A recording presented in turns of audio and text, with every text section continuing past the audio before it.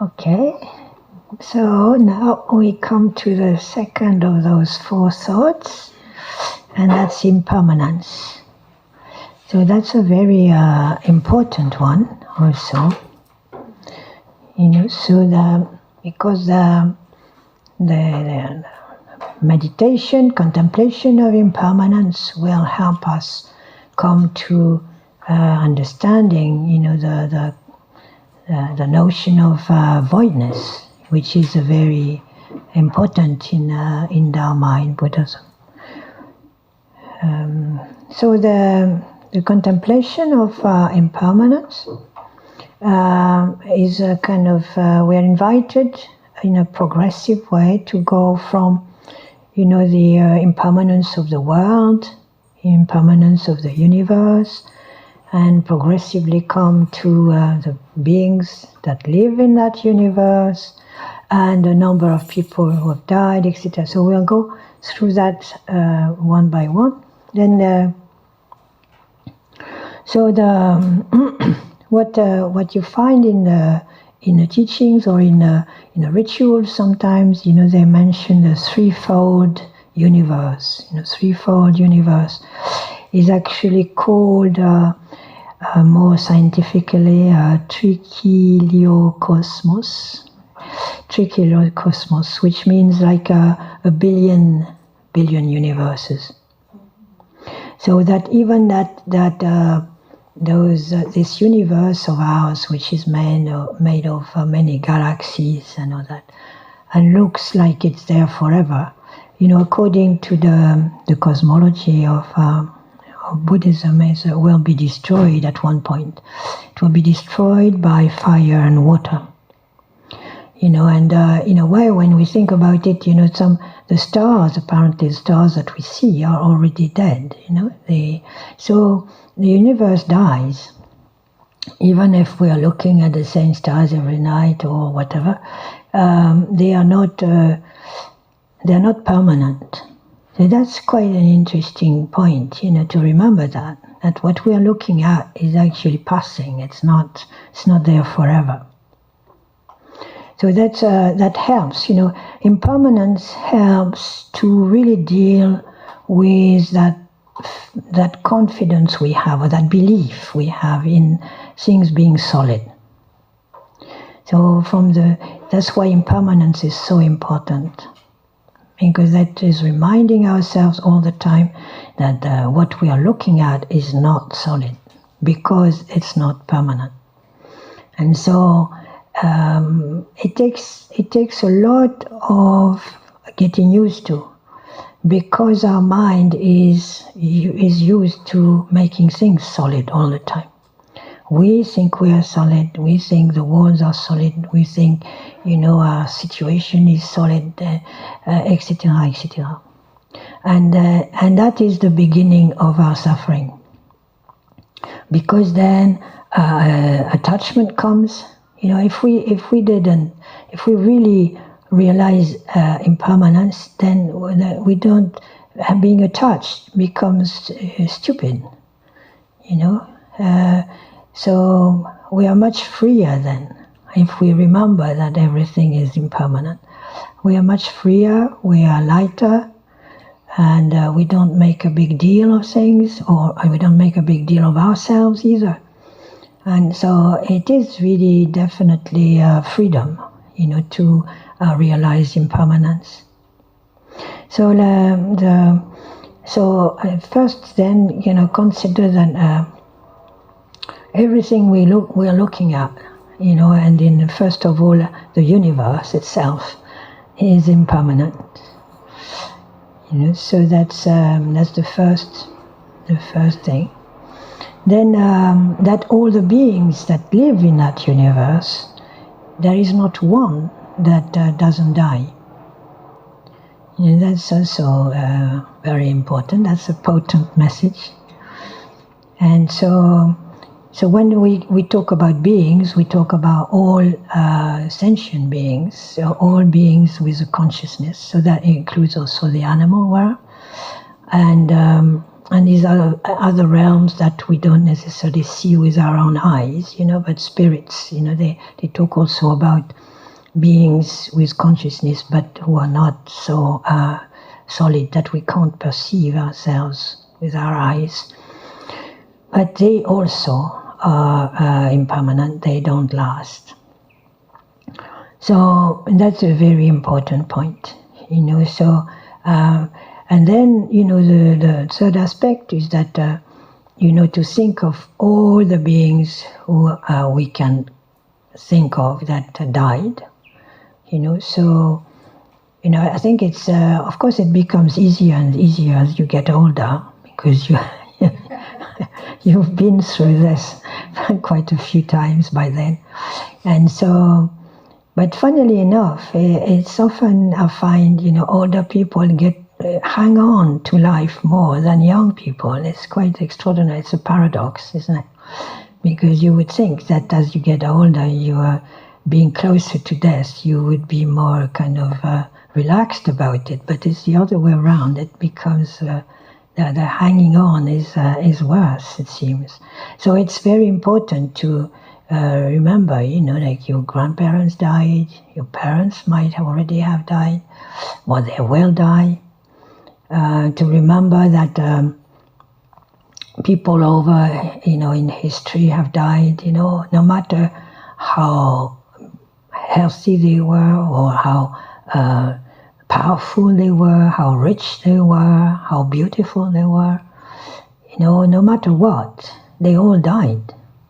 So how come I'm eternal, That can't be, but somehow we have this tendency to think that we are here forever. That is a very strange thing.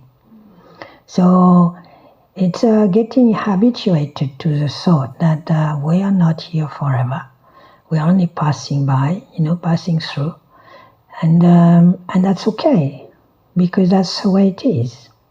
Not become depressed by it or upset, but consider that that's the way things are. And so that's something to really appreciate and deepen and get used to. So something, sometimes people kind of have come to me and said, I'm in a bind now, because when I am with friends or family and somebody is dying, I'm too relaxed for them in their eyes.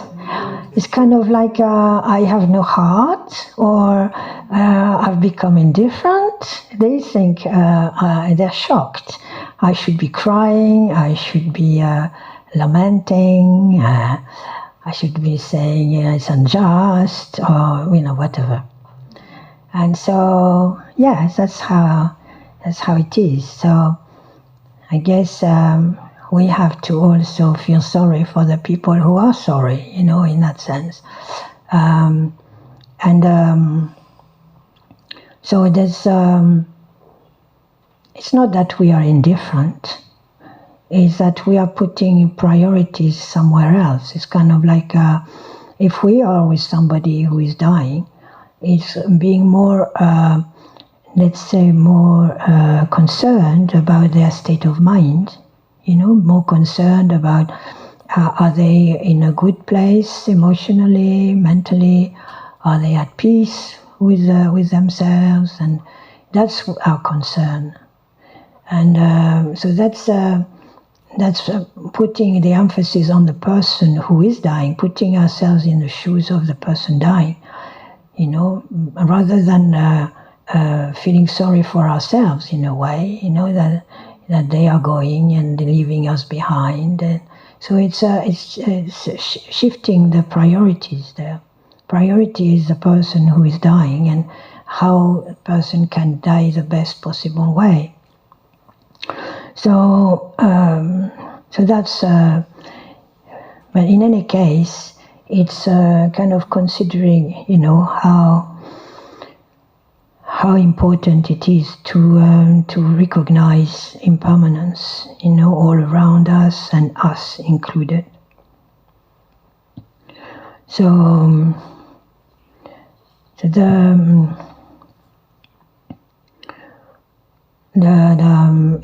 in Tibetan Buddhism, we make a lot of the passing, this moment where the consciousness leaves the body. It's considered a very important moment because it's considered that consciousness doesn't die. Consciousness just goes on.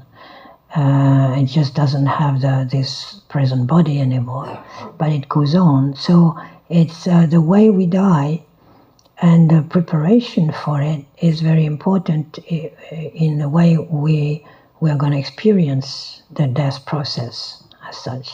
So they kind of there are teachings on that, to kind of really learn how to live that moment. So in this life now, going through the stages of the death process, that's the dissolution. They call it the dissolution of the elements, and they invite us to do that now while we are still okay, so that the mind is able to really meditate properly with it. So the death process is you go systematically through dissolution of each element into the other. So of course, if we have practiced, if our mind is stable enough, we can really recognize it as it happens. For otherwise, it can actually happen like that. We won't be aware of that process. It also depends on the type of death, of course. If the death is a slow one, or if it's really brutal, of course, then it's different. But we are invited to do that, so we get familiar also with it, because it will happen in any case. Even if we die at 120, which I don't really look forward to, but you never know. But then it's we're going to have to go through that, and it will not be the first time, according to Dharma, because we've been reborn in innumerable kind of times. So this is not the first time it's happening, and so the dissolution goes from the element of earth dissolving into the element of water. So that's when as a dying person, you start to feel heavy, like you have you have a block of rock on top of you. You can't move anymore. So that's the element of earth that kind of moves into water, and then the water dissolves into the fire, and that's when oftentimes the dying person gets thirsty.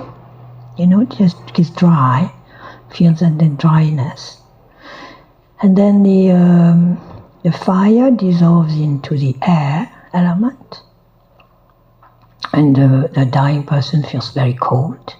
That happens, and then the air element dissolves into space, and then the breathing starts to get heavy, difficult, until it stops, and then you are in space. You're in only the element of space left. And then, according to Tibetan Buddhism, according to the teachings of Padmasambhava, then after that, this is clinical death, when the breath stops, but it's not total death yet. So there is still the subtle body is still alive. So for a great meditator, there is time there to meditate and to remain conscious within. So that's when, when the 16th Karmapa died in America, The doctor was quite amazed because clinically he was dead, but there was still warmth at his heart center. And that's because he was in that state of meditation. And there is quite a... Sanji Tenzin I was mentioning earlier, he died like this. He died sitting. And he remained in meditation for a week or something like that. And without his body changing, remaining upward. And not losing the signs of, not going into the signs of death yet.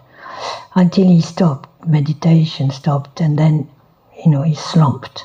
So that's quite remarkable. That's a good meditator.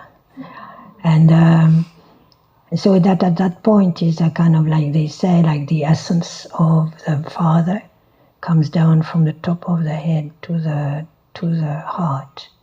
And the essence of the Mother comes up from the bottom of the spine all the way up to this. And they meet there. There is a union of Father-Mother energy, and then that dissolves.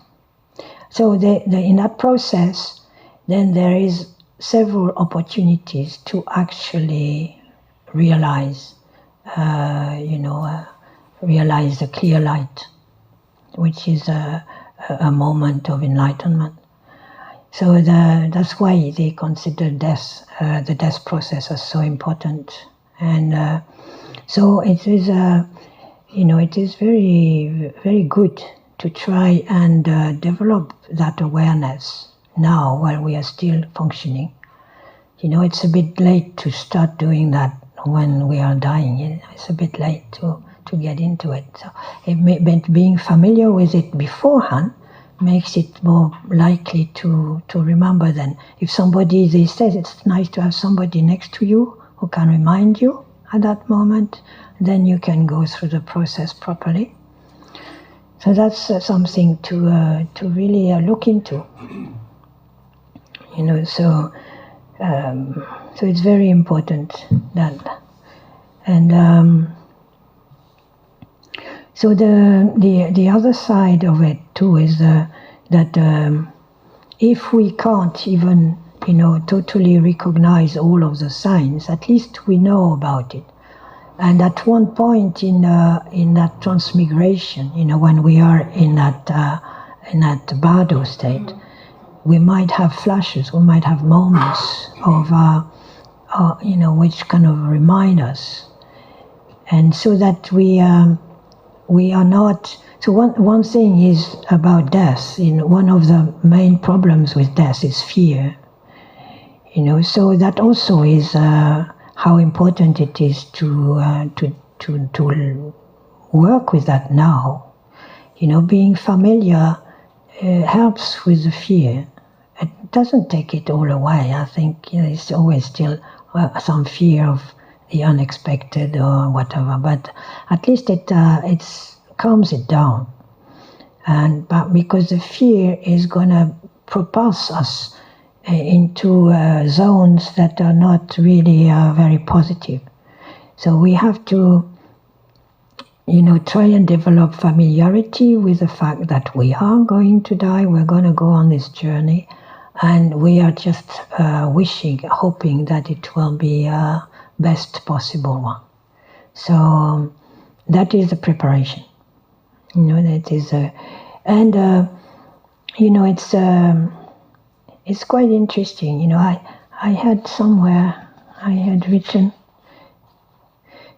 I think, this is in French here, but there were some researchers in Britain, the Association for Psychological Science, who made studies on the contemplation of dying process and death, and they said that it was good for our health. That was their conclusion. It's pretty good, huh? And it really is interesting, yeah? They did studies on that, research. Because they say that contemplation on the end of life and death allows us to live our life with more authenticity. Which is good, eh? She said there was a student who was preparing her PhD, and she did a study where she invited people to think about death, either in an abstract way or a more specific way, a more personal way. And the study revealed that people who think of death and mortality as concrete and personal, they are more connected to themselves and to their life. So she concluded that death is a very powerful motivation. And then people become aware that their life is limited. And that is one of the most precious gifts we can have in this life, is to realize that. So we can, it motivates us to be more alive now and to really not waste time, but embrace the projects that really are meaningful to us. I thought that's good, scientists are getting the message somehow in some areas. So, so this is the importance of contemplation of death. Already in the Buddha, also the Buddha, there was the Satipatthana Sutra. Satipatthana Sutra. In that sutra, he encourages his disciples to look at that's different. That's from a physical point of view, to kind of go into charnel grounds, because then you could do that. Now it's difficult, but to go into charnel grounds and check the disintegration of corpses, to see really with our own eyes what happens, and from the time the person dies until it becomes an actual skeleton, so go through and sit with it and look at it. And so, just meditate like that. So this until there is only dust left. And so this is not seen as something macabre, It's seen as a rejoicing in being alive in many ways, and but also without attachment to it. Because, a lot of our suffering and confusion comes from being attached to ourselves. So there is also, one of the contemplations is to kind of remind ourselves, I'm not today what I was yesterday, and I'm certainly not what I was 10 years ago, and certainly not what I was 40 years ago. So how do I imagine I'm the same person? What is I? Is it the I of now, or the I before, the I tomorrow? There is no such thing as I. So this contemplation on impermanence is amazingly useful and precious to start loosening up this attachment to me. Because what are we attached to? We are just attached to thin air, really. There is nothing there, truly, because it's in a constant change. So, and the Buddha talked about three types of suffering. The suffering of suffering, the suffering, the existential suffering, the undercurrent of suffering, and the suffering of change. And the suffering of change is extremely predominant. People are so afraid of change, and so. And that creates an undercurrent, of anguish all the time, So, to be free of that is really a liberation, and that only can come through that contemplation of impermanence. So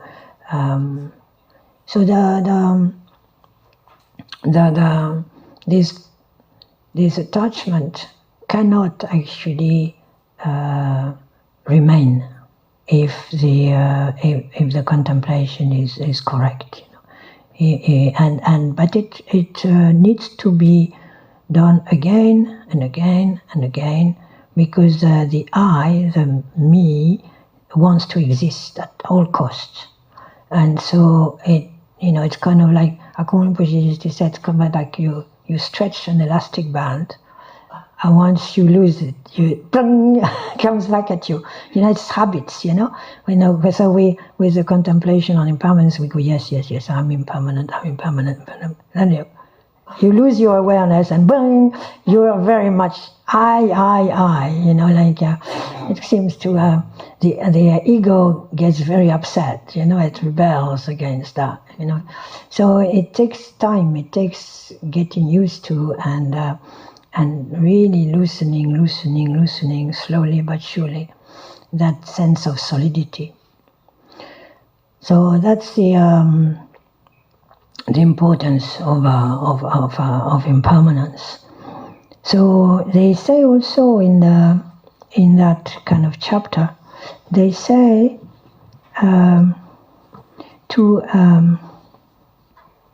to be aware of the beings who are disinterested in impermanence or ignorant of impermanence. So to have to realize, how much suffering that creates for them, and how much, with the lack of understanding of impermanence, there is a constant hope, hope in not as wishing or hope of, not the hope of enlightenment or the hope of liberation, but the hope that's connected with fear. That you see that in Buddhism, in the text. No hope, no fear. It's connected. So there's kind of anticipation, there's wanting, there's neediness, the neediness, the always hoping for a better situation, always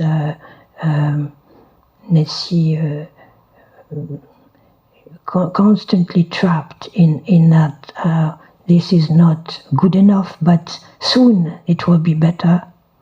All this is due to lack of understanding of impermanence. So the the paradox there is that if you really truly are convinced of impermanence, and if you are happy with it, you are content. You have a certain type of serenity or contentment with what things as they are. You are not always living away from yourself, either further on or back, which is often the case. We're not living now. We're living with our past, or we are extending ourselves to the future. But so the paradox is that if you are really kind of are aware of impermanence, you are really with it now. You are really now. Because in a way, that's the only thing that is truly there. If things are changing all the time, what is really truly there is the split moment. This moment away from time. And so everything else is running. This is the only now exists. If such a thing is there. So the impermanence allows us to be really in tune with what is there now, not what is before, what is after. And so that's why meditation is so important, to really become habituated to impermanence. Because in a way, when you're meditating and you're following your breath, that's it. the breath before, the breath after, it's not the same breath. The only breath that is now. And so every time when you breathe in, you breathe out, it's now. It's not before, it's not after. And so it's impermanent. It's breathing is the first experience of impermanence, really.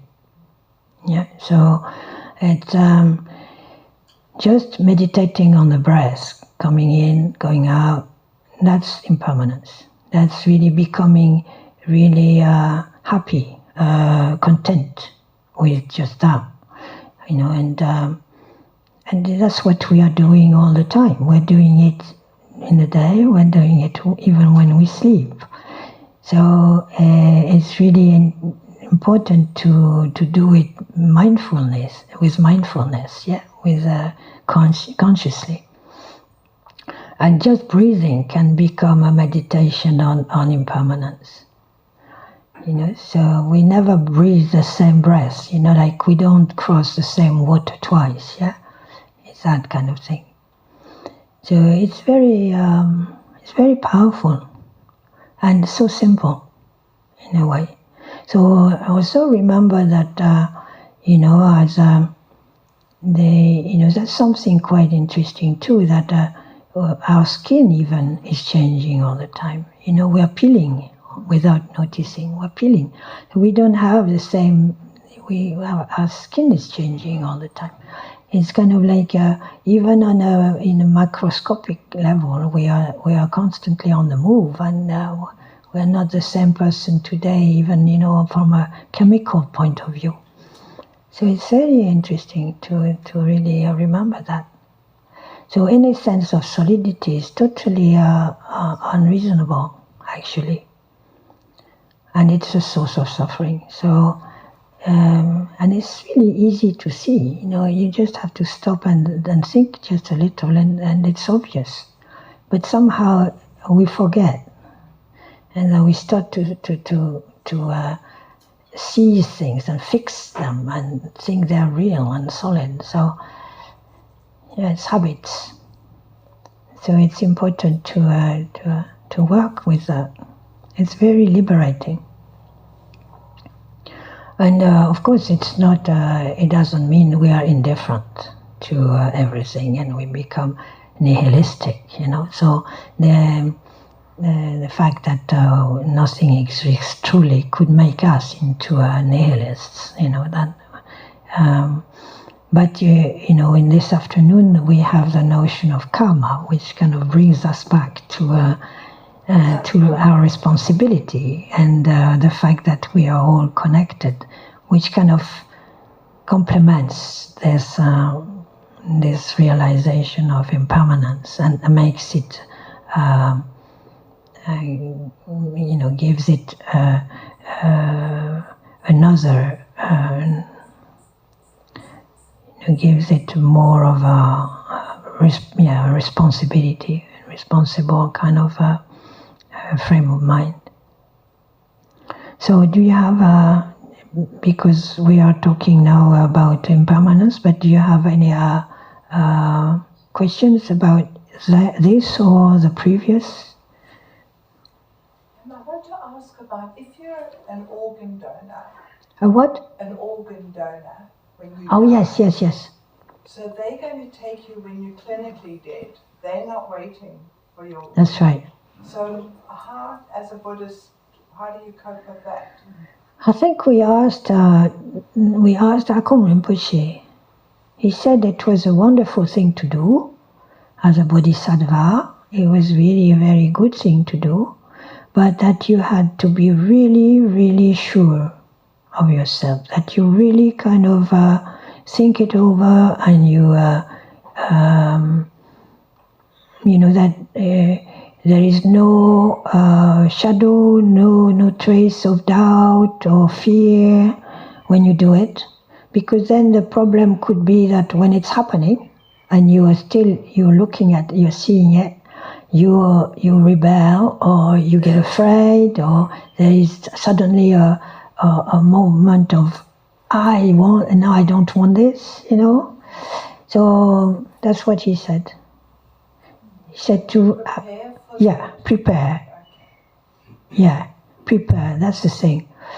Maybe visualize it. Kind of goes a bit like we were saying about those stages of death, and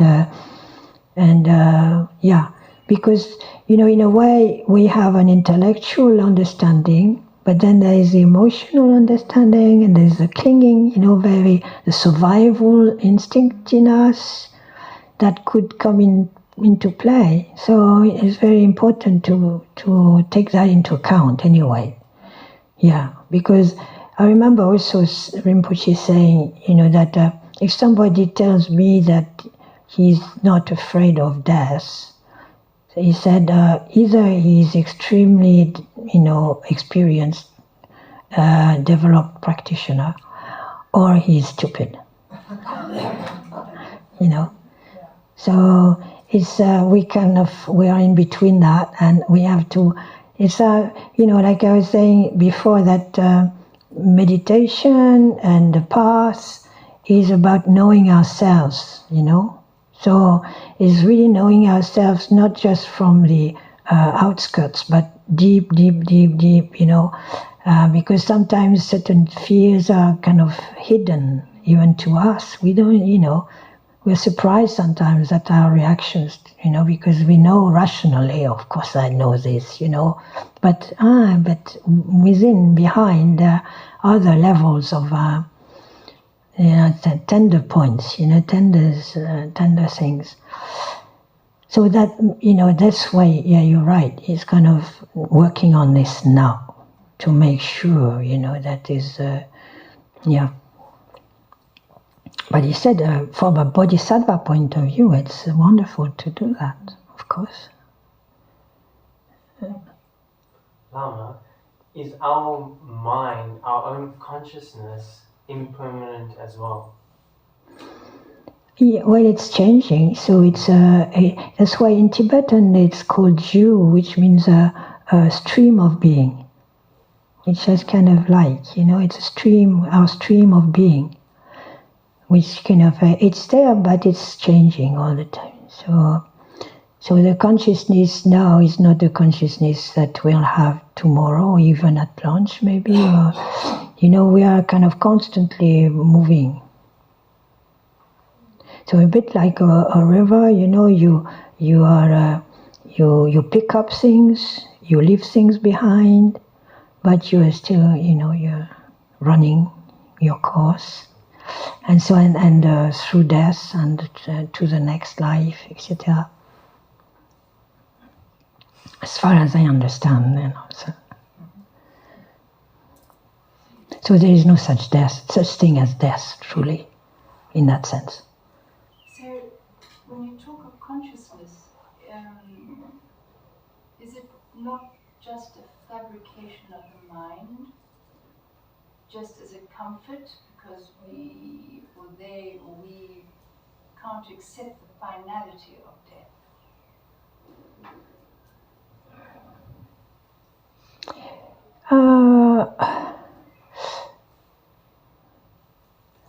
You know, from a Dharma point of view, there is no such thing as a finality.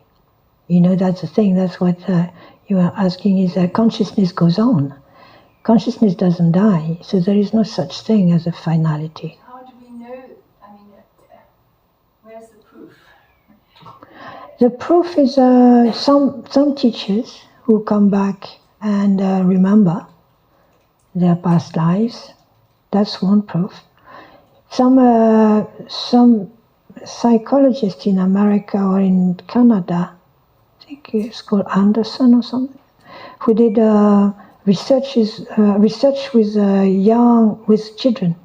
There's a woman also who did research with children who had memories, very vivid memories of their past lives. And I guess they say that as a child you remember, you still have flashes or memories. Some children have from their past lives. And they have made researches, and they have lots of examples of children who actually, and they have verified it. And they found, you know, the previous life. You know, it's interesting. So that's something that kind of can help to think that way. And also by pure deduction, what would it be like if it's really final, that death, there's nothing after death? It doesn't really make sense in terms of the change, I don't know, from deduction, like you see, for example, how do we describe a person's karmic luggage, let's say. You can have a family with 3 children.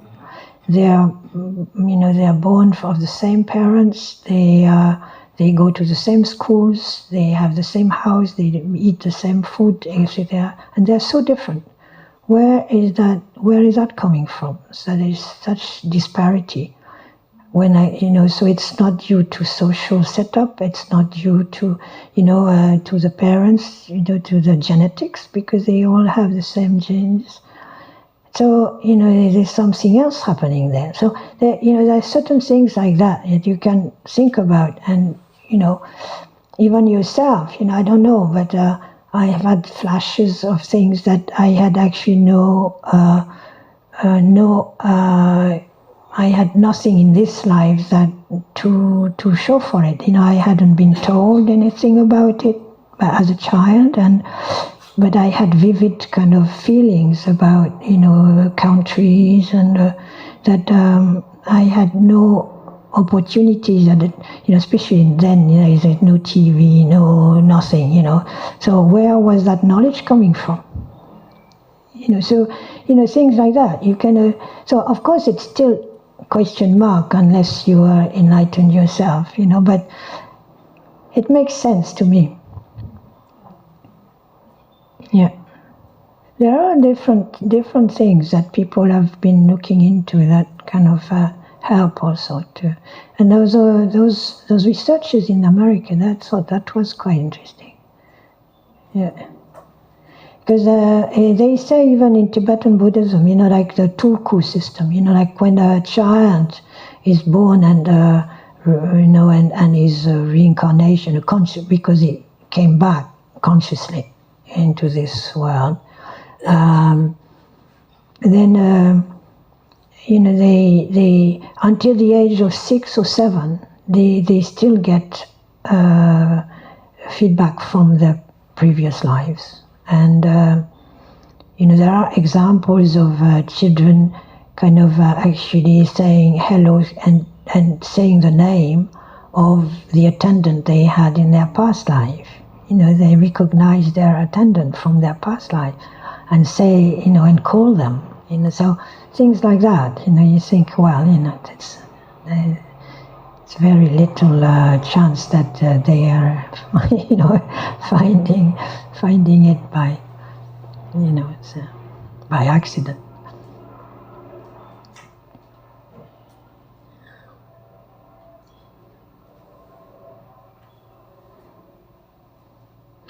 So, I do believe that the more at ease we are with this inevitable issue of death and dying, that we live more serenely. We are less caught up in fear and anguish. It's kind of like an undercurrent of anguish that is often there. And this excessive need to protect ourselves also. I think that is very damaging. It's quite costly as well, oftentimes.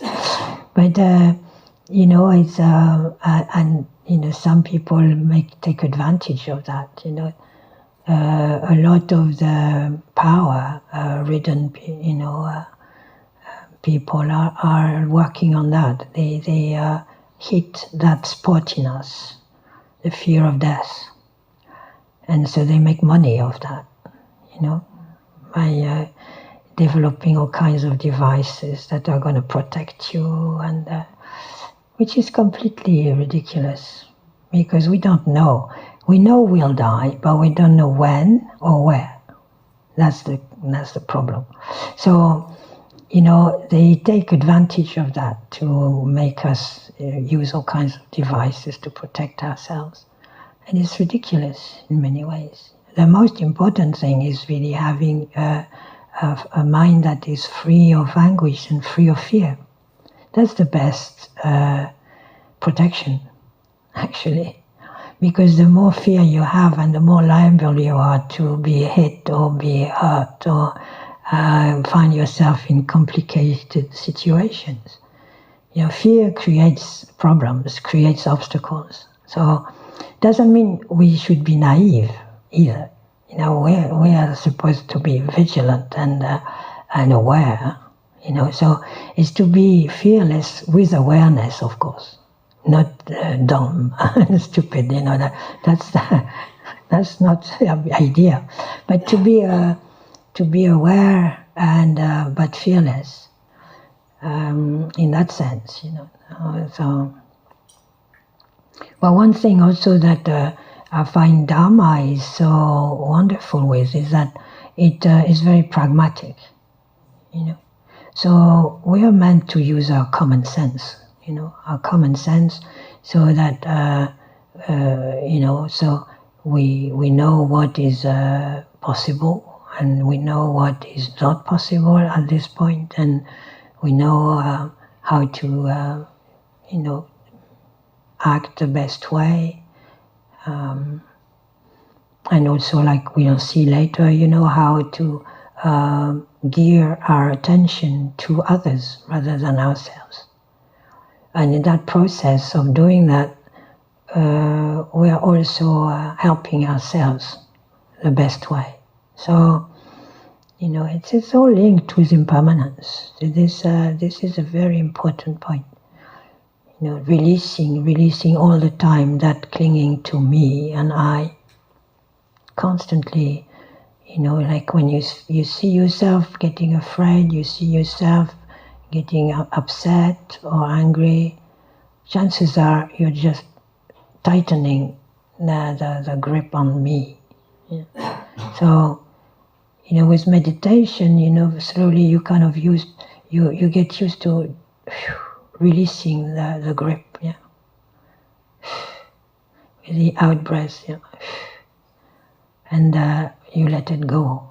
You just release that. And so by releasing that, you release also the fear, you release the tension. Sometimes we are so tense we don't even realize how tense we are until we stop, and then we realize suddenly how much tension there is there. So it's kind of slowly, this impermanence also is about releasing the tension, Where, because the tension comes from lack of remembering, of impermanence. When it's tightening up, it's fixation. It's trying to make, to bring a flowing situation into a dam, creating dams all the time. And then there is flooding and there is tsunamis. It's quite, yeah. So I really hope you can really go into this meditation with a lot of enthusiasm. All different kind of, in Christianity itself, there was a lot of teachings and meditations on death and how to get familiar with it. There are all those, with Saint Augustine, holding a skull and looking at it, like, this is me. And yeah, it's quite prevalent also, and being aware of impermanence. So, because it's a key to being truly alive now.